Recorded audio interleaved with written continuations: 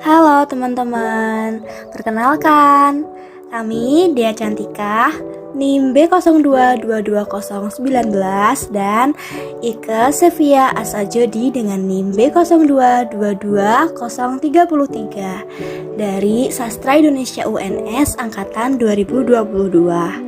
Kami akan menjelaskan tentang prasasti Talang Tuo sebagai bukti perkembangan bahasa Melayu kuno. Ikuti kami terus ya. Yang pertama, aku mau ngejelasin tentang asal-usul ditemukannya prasasti Talang Tuo.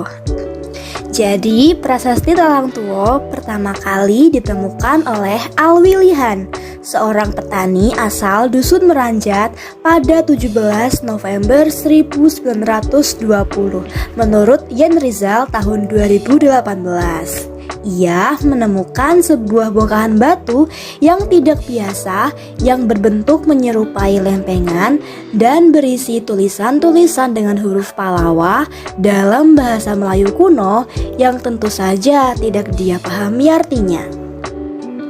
Lokasi pembuatan prasasti sudah berubah wujud menjadi sebuah talang. Wilayah bukit ini dikelilingi sebuah sungai dan menjadi habitat bagi satwa khas Sumatera seperti harimau Sumatera atau Panthera tigris sumatrae. Oleh Alwi Lihan, batu tersebut dibawa ke Bukit Siguntang dan diserahkan ke Residen Palembang Elsie Westeneng.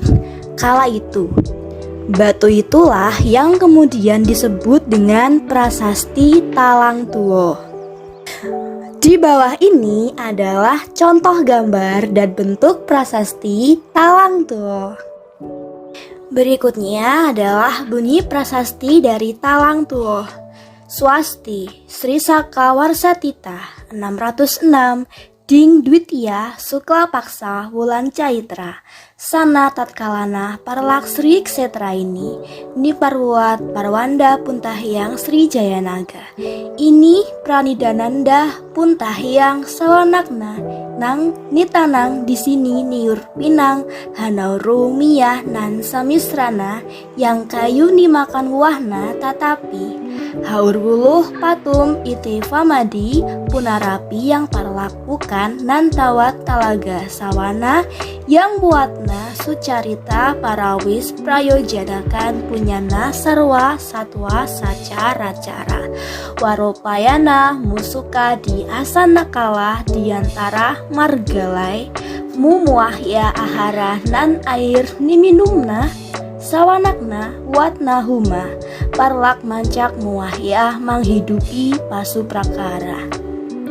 marhulun tuwi perdi muahya janania niknai sawanakna yang upasarga pidana swapna wigna warang buatanah kata mapi anukula yang grahanat saktra parawis dia nirwyadi ajarah kautanana tatapi sawanakna yang brityana Satya Jawa Drada Bakti Muah Yadya yang mitrana Tuwijana ya kapata yang winina mulang anukula baria muahya waram seta nana lagi janan curi ucawadana para dara di sana punarapi muya kalyana mitra marwanun bodhicita dan matri udani didang hyang ratnatraya janan marsaraknan dang hyang ratnatraya tatapi dityakalah tiaga marsilak santi marwanun wirya rajin tahudi samisrana silpakala parawis samahita cinta muya prajna semerti madawi punarapi dairyamani mahasatwa wajrasarira anupama sakti jaya tatapi jatismara awi kalendria mancak rupa subaga hasin halap Adaya Wakya, Brahmaswara, jadi laki, Swayambu Punara, Pimuya Cintamani Nidana, Mu Janmawasita, Karmawasita, Klesawasita, Awasana, Muya Anuttaraya Bimam, Sakya Modi. Berikutnya adalah terjemahan prasasti Talang Tuo menurut Slamet Mulyana.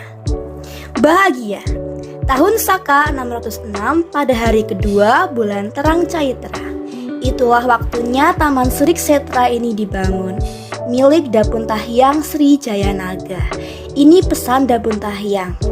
Semua yang ditanam di sini, nyiur, pinang, enal, rumbia, dan lain-lain yang berupa pohon, dimakan buahnya, serta aur, buluh betung, dan yang semacam itu. Demikian pula taman-taman lainnya dengan sebat telaga. Semuanya yang dibuat, semua perbuatan baik dimaksud untuk kebahagiaan semua makhluk yang bergerak dan tidak bergerak. Hendaklah daya upaya beliau yang sangat baik itu mendapat kesukaan di kemudian hari dengan jalan lain. Semoga beliau mendapat makanan dan air untuk minumnya. Semuanya yang dibuatnya, ladang, kebun luas, menghidupi binatang-binatang, ramai para abdi suburlah. Jauhkanlah beliau dari segala bencana, siksaan, dan penyakit tidak dapat tidur. Bagaimanapun, barang usahanya hendaklah berhasil baik. Binatang-binatang lengkap semua. Beliau dari sakit dibuat awet muda.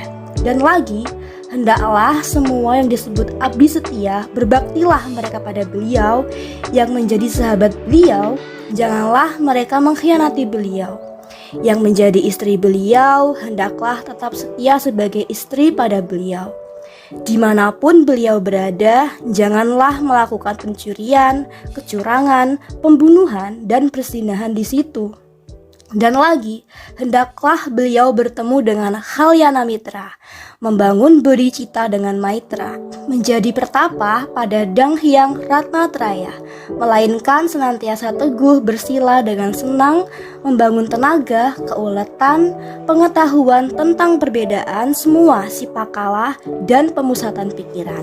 Mudah-mudahan beliau memperoleh pengetahuan, ingatan, dan kecerdasan dan ketetapan Mahasatwa Badan Manikam Vajra Carira yang sakti, kemenangan dan ingatan pada kelahiran yang telah lampau, indera lengkap, rupa penuh, kebahagiaan, kegembiraan, ketenangan, kata manis, suara Brahma.